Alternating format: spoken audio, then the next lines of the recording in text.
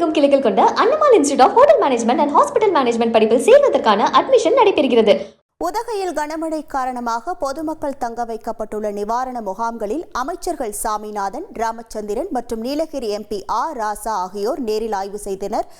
கள விவரங்களோடு இணைகிறார் நமது செய்தியாளர் வில்லியம். வணக்கம் வில்லியம், தற்போது அங்கு இருக்கக்கூடிய கள நிலவரங்கள். வணக்கம். நீலகிரி மாவட்டத்தில் கடந்த 3 நாட்களாகவே தொடர்ந்து கனமழை பெய்து வருகிறது.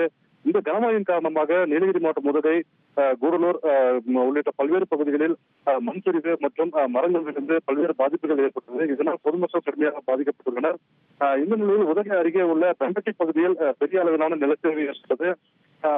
அதே போல இத்தலார் பகுதியில் மண் சரிவு ஏற்பட்டது. இந்த பாதிக்கப்பட்ட பகுதிகளை இன்று நீலகிரி எம்பி ஆர் ராசா மற்றும் செய்தித்துறை அமைச்சர் ஆகியோர் இன்று நேரில் ஆய்வு செய்தனர்.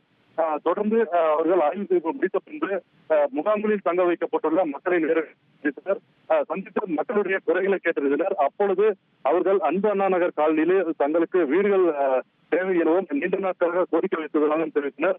உடனே இந்த கனமழை நின்ற பின்பு உங்களது கோரிக்கை நிறைவேற்றப்படும் என நீலகிரி தெரிவித்துள்ளார்.